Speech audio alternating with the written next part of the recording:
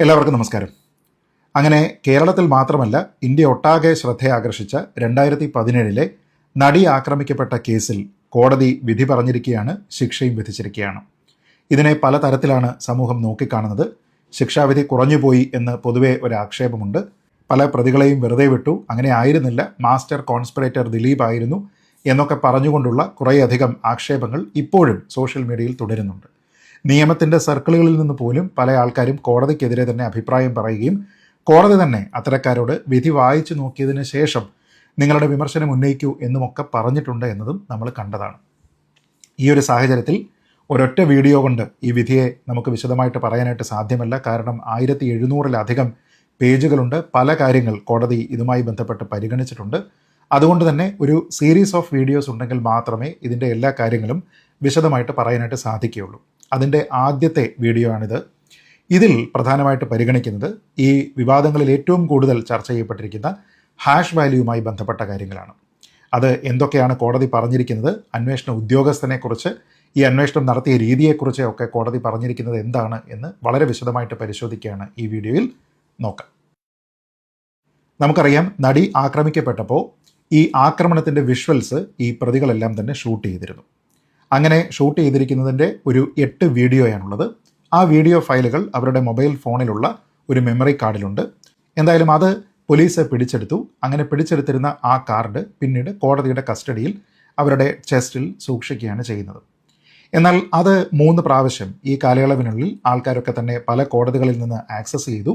അതുകൊണ്ട് തന്നെ ആ വീഡിയോയുടെ ഇൻറ്റഗ്രിറ്റി എന്താണ്, ആ വീഡിയോ എഡിറ്റ് ചെയ്തിട്ടുണ്ടോ, അത് ടാമ്പർ ചെയ്യപ്പെട്ട എവിഡൻസ് ആണോ, തുടങ്ങിയ കുറേയധികം ചർച്ചകളുണ്ടായിരുന്നു.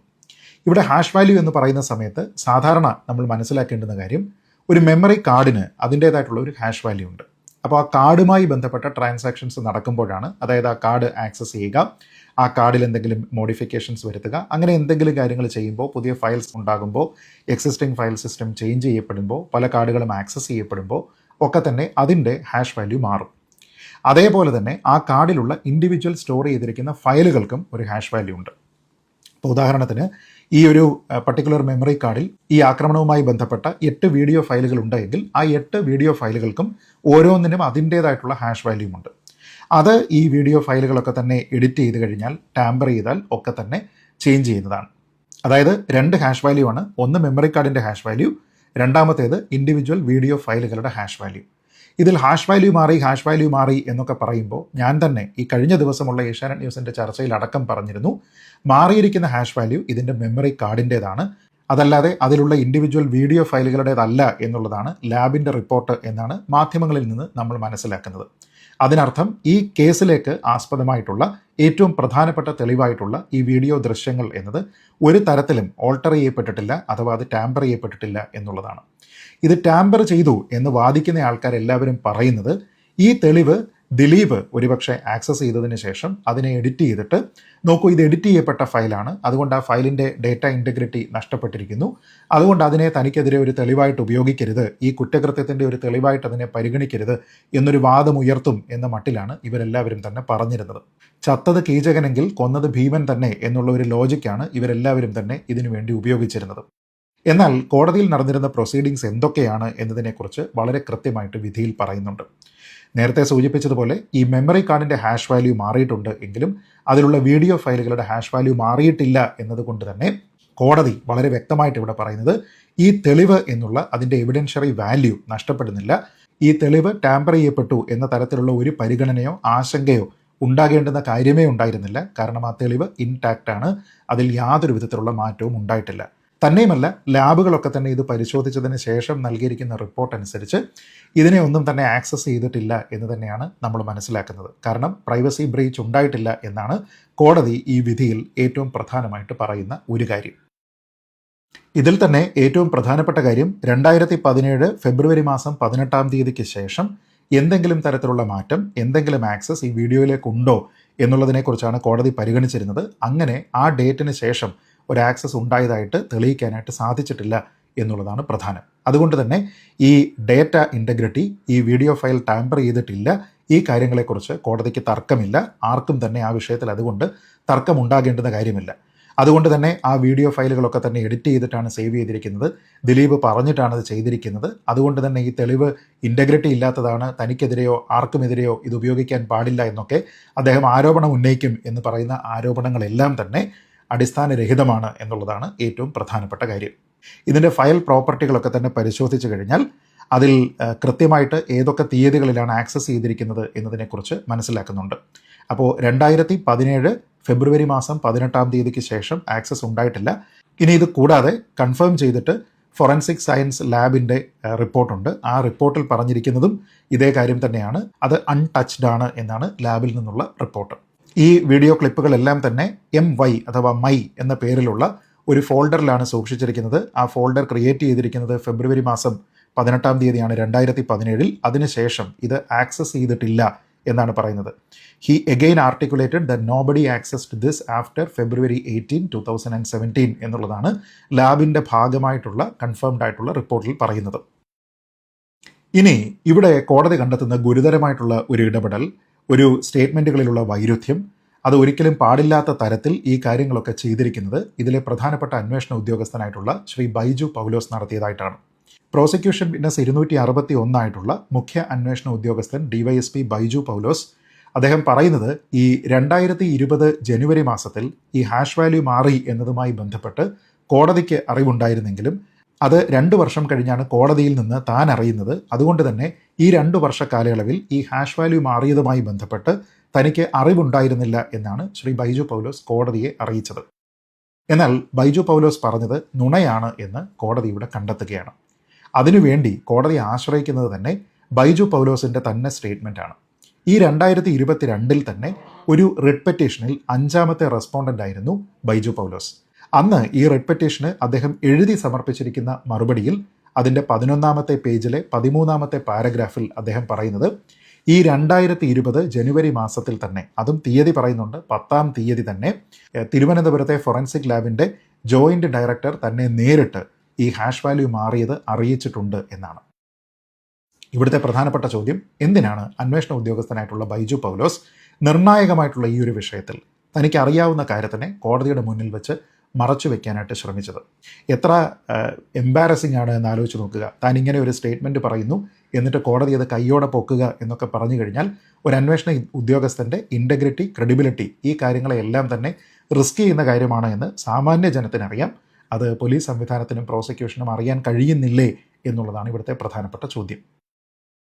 ഇവിടെ കോടതി പറയുന്നത് this averment in the petition would further show the high handedness of PW192. PW192 എന്ന് പറയുന്നത് ഈ ഫോറൻസിക് ലാബിലെ ഇത് പരിശോധിച്ച ഉദ്യോഗസ്ഥനാണ്. And PW261 Baiju Paulose in suppressing the fact that PW261 Baiju Paulose had clear knowledge about the change in hash value of the memory card and also regarding the reports informed by PW192.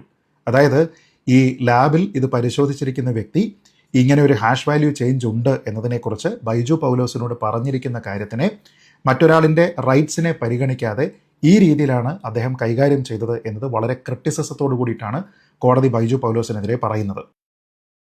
Moreover, this communication is admitted by PW261 in his statement filed before the Honorable High Court also. അതായത് തനിക്കിതിനെക്കുറിച്ച് അറിവുണ്ടായിരുന്നു എന്നത് ഹൈക്കോടതിക്ക് നേരത്തെ പറഞ്ഞിരിക്കുന്ന writ പെറ്റീഷൻ്റെ മറുപടി കൊടുക്കുന്ന സമയത്ത് അദ്ദേഹം തന്നെ സമ്മതിച്ചിട്ടുണ്ട്. 2020 ജനുവരിയിൽ തന്നെ തനിക്കതറിയാം എന്ന് പറഞ്ഞിട്ട് ഈ വിചാരണ കോടതിയിൽ വന്ന് അദ്ദേഹം പറയുന്നത് 2 വർഷം കഴിഞ്ഞാണ് ഞാൻ അതിനെക്കുറിച്ച് അറിയുന്നത് എന്നാണ്. അപ്പോൾ എന്താണ് ഇങ്ങനെ ഒരു മറുപടി പറയുന്നതിന് വേണ്ടിയും ദിലീപിന് എതിരെ പ്രവർത്തിക്കുന്നതിന് വേണ്ടിയിട്ടും ഈ അന്വേഷണ ഉദ്യോഗസ്ഥൻ്റെ താല്പര്യം എന്നുള്ള ചോദ്യമാണ് ഇവിടെ പ്രധാനമായിട്ടും ഉയരുന്നത്. ഇനി ഇവിടെ മറ്റൊരാളിൻ്റെ ഇൻവോൾവ്മെൻറ്റിനെ പറ്റി കൂടി പറയേണ്ടതാണ്. അത് ഈ പറയുന്ന പ്രോസിക്യൂഷൻ വിറ്റ്നസ് 192 അദ്ദേഹത്തിൻ്റെ പേര് സുനിൽ എന്നാണ്. അദ്ദേഹമാണ് ഈ ലാബിൻ്റെ ഈ കാര്യങ്ങളെല്ലാം തന്നെ നോക്കിയ ആൾ. അദ്ദേഹത്തിൻ്റെ ഒരു നുണയും ഇതേപോലെ തന്നെ കോടതി പിടിക്കുന്നുണ്ട്. അതായത് അദ്ദേഹത്തിനോട് ചോദിക്കുന്നുണ്ട്, താങ്കളുടെ ഈ ഡ്യൂട്ടിയുമായി ബന്ധപ്പെട്ട് ഈ കാര്യങ്ങളെക്കുറിച്ച് ഏതെങ്കിലും മാധ്യമങ്ങൾക്ക് ഇൻ്റർവ്യൂ കൊടുത്തിട്ടുണ്ടോ? ഇല്ല എന്ന് അദ്ദേഹം പറയുന്നു. റിപ്പോർട്ടർ TVക്ക് കൊടുത്തിട്ടുണ്ടോ എന്ന് ചോദിക്കുന്നു. ഇല്ല എന്ന് അദ്ദേഹം പറയുന്നു. ഉടൻ തന്നെ ചോദിക്കുന്നു, നികേഷ് കുമാറിനെ, റോഷിപാലിനെ ഒക്കെ തന്നെ ഇതുമായി ബന്ധപ്പെട്ട് ഇൻ്റർവ്യൂ കൊടുത്തിട്ടുണ്ടോ? ഇല്ല എന്ന് പറയുന്നു. അങ്ങനെ പറയുന്ന സമയത്താണ് ഡിഫൻസിൻ്റെ വിറ്റ്നസ്സായിട്ട് വന്നിരിക്കുന്നയാൾ നേരത്തെ റിപ്പോർട്ടർ TVയിൽ ഉണ്ടായിരുന്ന ഒരു യൂട്യൂബിൽ അവർ കൊടുത്തിരുന്ന ഒരു വീഡിയോ, 2 വീഡിയോ ആണ്, അത് അവിടെ കൊണ്ടുവന്ന് കാണിക്കുന്നു. അതിൽ ഈ ഉദ്യോഗസ്ഥൻ PW192 ആയിട്ടുള്ള സുനിൽ നികേഷ് കുമാറിനോടും റോഷി പാലിനോടും ഈ കേസിൻ്റെ വിവരങ്ങളെക്കുറിച്ച് അദ്ദേഹം പറയുന്നതിൻ്റെ വീഡിയോയാണ്. ഇത് കാണിക്കുന്ന സമയത്ത് അദ്ദേഹത്തിന് ഇത് സമ്മതിക്കുകയല്ലാതെ മറ്റ് മാർഗങ്ങളുണ്ടായിരുന്നില്ല. ഇവിടുത്തെ പ്രധാനപ്പെട്ട ചോദ്യം, എന്തിനാണ് ഈ ഫോറൻസിക് ലാബിലെ ഉദ്യോഗസ്ഥൻ ഇങ്ങനെ ഒരു നുണ കോടതിയിൽ പറയുന്നത് എന്നുള്ളതാണ്. വളരെ കൃത്യമായിട്ട് ആ നുണ ഇവിടെ പിടിക്കപ്പെട്ടിരിക്കുകയാണ്. അത് വളരെ കൃത്യമായിട്ട് പറയുകയും ചെയ്യുന്നുണ്ട്. ഇനി ഇത് പറയുമ്പോൾ തന്നെ പൊളിഞ്ഞു പോയിരിക്കുന്ന മറ്റൊരു നുണക്കഥ കൂടിയുണ്ട്. നമ്മളെല്ലാവരും ഓർക്കുന്നുണ്ടാകും, കോടതിയുടെ പല രേഖകളും ദിലീപിൻ്റെ പിടിച്ചെടുത്ത ഫോണിലുണ്ടായിരുന്നു എന്ന് അന്നൊരു വലിയ സ്റ്റോറി ഉണ്ടായിരുന്നു. അപ്പോൾ അത് ദിലീപിനും കോടതിക്കും തമ്മിലുള്ള ഒരു രഹസ്യമായിട്ടുള്ള ഇടപാടിൻ്റെ സൂചനയാണ്.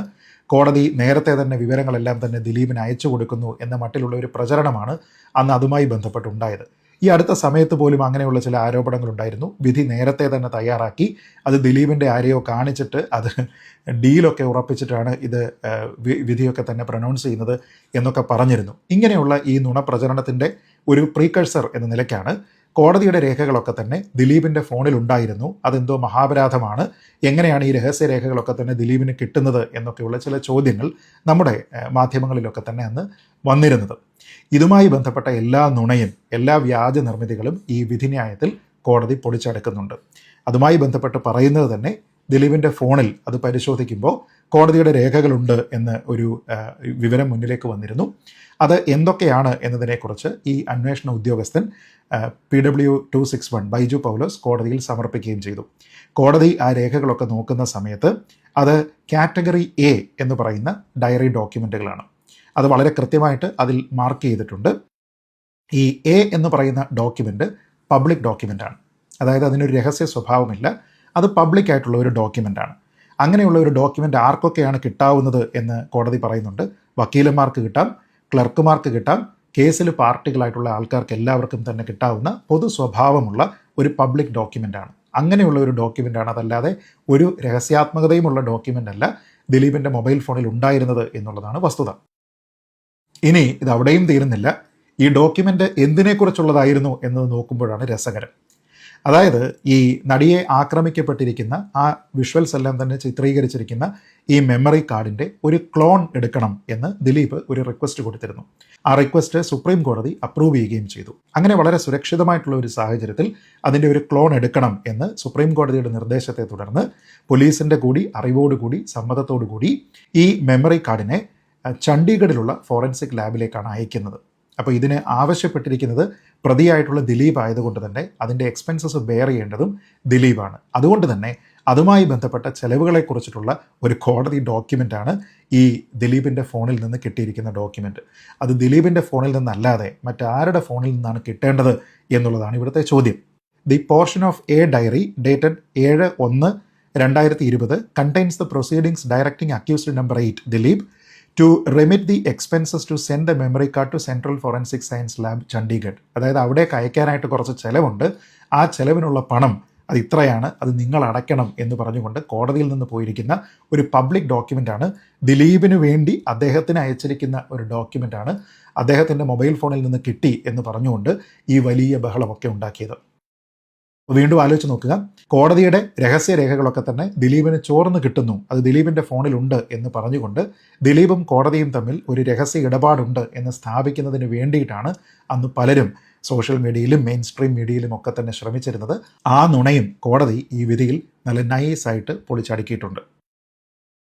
ഇനി ഈ മെമ്മറി കാർഡിലെ ഡേറ്റ ആക്സസ് ചെയ്തിട്ടുണ്ടോ ഇല്ലയോ എന്നതുമായി ബന്ധപ്പെട്ട് കോടതി തന്നെ ഇവിടെ ഒബ്സർവ് ചെയ്യുന്ന ഒരു കാര്യം, despite the propaganda and the anomalies brought out in the examination of exhibit evidence P262, including the matters centered around exhibit D216 series, it is to be noted that both PW192 and PW260, ഇതിൻ്റെ forensic examiners ആണ്, never deposed that the visuals in exhibit P262, ആ memory കാർഡിലുള്ള visuals are accessed, tampered or attended after February 18, 2017. അങ്ങനെ ഒരു കേസേ ഇല്ല എന്നാണ് പറയുന്നത്. അതായത് ഇത് പരിശോധിക്കുന്ന സമയത്ത് വളരെ കൃത്യമായിട്ട് ഈ ഡേറ്റ ആക്സസ് ചെയ്തിട്ടുണ്ട് എന്നതിനെക്കുറിച്ച് പോലും ഒരു തരത്തിലുമുള്ള തെളിവില്ല എന്നാണ് പറഞ്ഞിരിക്കുന്നത്. പ്രത്യേകം ശ്രദ്ധിക്കുക, മെമ്മറി കാർഡ് ആക്സസ് ചെയ്തിട്ടുണ്ടോ ഇല്ലയോ എന്നല്ല പറഞ്ഞിരിക്കുന്നത്, മറിച്ച് the visuals in the exhibit എന്നാണ് പറഞ്ഞിരിക്കുന്നത്. അതിലുള്ള ഇൻഡിവിജ്വൽ ഫയൽസ് ആക്സസ് ചെയ്തിട്ടില്ല എന്നാണ് ഇവിടെ വളരെ കൃത്യമായിട്ട് കോടതി ഈ ഫോറൻസിക് റിപ്പോർട്ടുകളെ ഉദ്ധരിച്ചുകൊണ്ട് തന്നെ പറയുന്നത്. അതുകൊണ്ടാണ് കോടതി പറയുന്നത് അതിജീവിതയുടെ സ്വകാര്യതയുമായി ബന്ധപ്പെട്ട് ലംഘനങ്ങൾ ഉണ്ടായിട്ടില്ല എന്നും അതുകൊണ്ട് ഇനി ആ ഒരു മെമ്മറി കാർഡ് സേഫ് കസ്റ്റഡിയിൽ സൂക്ഷിക്കേണ്ടതാണ് എന്നും പറയുന്നത് ഈ സാഹചര്യത്തിലാണ്. ഇനി മറ്റൊരു കാര്യം കൂടി ഇതിൽ പറയേണ്ടതായിട്ടുണ്ട്. അതായത് പല ആൾക്കാരും ഷെയർ ചെയ്തിരുന്ന ഒരു കൺസേൺ തന്നെ ഞാനും അത് പറഞ്ഞിരുന്നതാണ്. അതായത് കോടതിയിൽ സൂക്ഷിച്ചിരിക്കുന്ന രഹസ്യാത്മകത നിലനിർത്തേണ്ടുന്ന പ്രാധാന്യമുള്ള ഒരു video file at the last day of hearing, അതായത് ഈ വിചാരണ നടപടികളുടെ ഏറ്റവും അവസാനത്തെ ദിവസം സ്പെഷ്യൽ പബ്ലിക് പ്രോസിക്യൂട്ടറിൻ്റെ ആർഗ്യുമെൻ്റ് നോട്ടിൽ പറഞ്ഞിരിക്കുന്ന കാര്യം ഇറ്റ് ഈസ് സ്റ്റേറ്റഡ് ക്ലിയർലി, വളരെ വ്യക്തമായിട്ട് പറഞ്ഞിരിക്കുകയാണ്, the visuals are not leaked from this court and the evidentiary value of the memory card remains intact. അതായത് ഈ വിഷ്വൽസ് ലീക്ക് ചെയ്തിട്ടുണ്ട് എന്നുള്ള ഒരു അഭിപ്രായം ഈ സ്പെഷ്യൽ പബ്ലിക് പ്രോസിക്യൂട്ടറിനില്ല, ലീക്ക് ചെയ്തിട്ടില്ല എന്ന് അവർ തന്നെ പറയുന്നു. അതായത് ആ വീഡിയോ എവിഡൻസ് പുറത്തേക്ക് പോയിട്ടില്ല. Hence this court can clearly arrive at a finding that the evidentiary value of the memory card is not affected in any way and also that the visuals remained intact and privacy of PW1 അതിജീവിത is never compromised. അതുകൊണ്ട് തന്നെ ഈ evidentiary value ഈ memory കാർഡിൻ്റെയോ അതിൻ്റെ രേഖകളുടേതോ ഒന്നും തന്നെ നഷ്ടപ്പെടുന്നുമില്ല, തന്നെയുമല്ല അതിജീവിതയുടെ സ്വകാര്യത ലംഘിക്കപ്പെടുന്നുമില്ല എന്നാണ് ഇവിടെ പറയുന്നത്. ഇനി ആലോചിച്ച് നോക്കുക, എന്തിനാണ് ഈ അന്വേഷണ ഉദ്യോഗസ്ഥർ ഇങ്ങനെ പെരുമാറുന്നത്? എന്തിനാണ് ഈ ഫോറൻസിക് സയൻസ് ലാബിലുള്ള ആൾക്കാർ ഇങ്ങനെ പറയുന്നത്? ഇൻ്റർവ്യൂ കൊടുത്തതിന് ശേഷവും കൊടുത്തില്ല എന്ന് പറയുന്നത്, ഇൻഫർമേഷൻ തനിക്ക് ഉണ്ടായിരുന്നു എന്ന് പറഞ്ഞിട്ടും അതില്ല എന്ന് സ്ഥാപിക്കാനായിട്ട് ശ്രമിക്കുന്നത് എനിക്ക് മനസ്സിലാകുന്നില്ല. ഇതുകൊണ്ടാണ് ദിലീപ് പറയുന്നത് തനിക്കെതിരെയാണ് ഗൂഢാലോചന നടന്നത്, ഇതിൽ താൻ ഇരയാണ് എന്ന്. അതുകൊണ്ട് തന്നെ അത് കൃത്യമായിട്ട് അന്വേഷിക്കപ്പെടേണ്ടതാണ്. കാരണം നീതി എന്നത് എല്ലാവർക്കും അർഹതയുള്ള, തുല്യമായി അർഹതയുള്ള ഒരു കാര്യമാണ്. അതുകൊണ്ട് തന്നെ ഇങ്ങനെ വളരെ സസ്പീഷ്യസ് ആയിട്ടുള്ള ഇടപെടലുകൾ ഈ അന്വേഷണ ഉദ്യോഗസ്ഥൻ്റെ ഭാഗത്തു നിന്നുണ്ടായിരിക്കുന്നു എന്നതിൻ്റെ അടിസ്ഥാനത്തിലും പരസ്പര വിരുദ്ധമായിട്ടുള്ള കാര്യങ്ങൾ, അവാസ്തവമായിട്ടുള്ള കാര്യങ്ങളൊക്കെ തന്നെ ഈ ലാബിൻ്റെ ആൾക്കാരിൽ നിന്നൊക്കെ തന്നെ ഉണ്ടായിരിക്കുന്നു എന്നതിൻ്റെ അടിസ്ഥാനത്തിൽ ഇവിടെ ദിലീപിനെ ക്രൂശിക്കുന്നതിന് വേണ്ടി ആരെങ്കിലും ശ്രമിച്ചിട്ടുണ്ടോ എന്നുള്ള ചോദ്യം വളരെ പ്രസക്തമാവുകയാണ്. കാരണം ഇതെല്ലാം തന്നെ കൃത്യമായി കോടതിയുടെ മുന്നിൽ വന്നിരിക്കുന്ന രേഖകളുടെയും തെളിവുകളുടെയും സ്റ്റേറ്റ്മെൻറ്റുകളുടെയും അടിസ്ഥാനത്തിലാണ് കോടതി പറഞ്ഞിരിക്കുന്നത്. അതുകൊണ്ട് അതുമായി ബന്ധപ്പെട്ട കൂടുതൽ അന്വേഷണങ്ങൾ ഉണ്ടാകേണ്ടതാണ്. ഞാൻ പറഞ്ഞതുപോലെ ഇത് വളരെ ഒരു വലിയ സീരീസ് ആയിട്ട് തന്നെ ചെയ്യേണ്ടുന്ന കാര്യമാണ്. പല കാര്യങ്ങളും ഈ വിധിയിൽ പറയേണ്ടതുണ്ട്. അതിൻ്റെ ഒന്നാം ഭാഗം മാത്രമാണിത്. മറ്റു ഭാഗങ്ങൾ വരുന്ന ദിവസങ്ങളിൽ തീർച്ചയായിട്ടും ചെയ്യാൻ ശ്രമിക്കുന്നതാണ്. വീഡിയോ കണ്ട എല്ലാവർക്കും നന്ദി. ജയ് ഹിന്ദ്.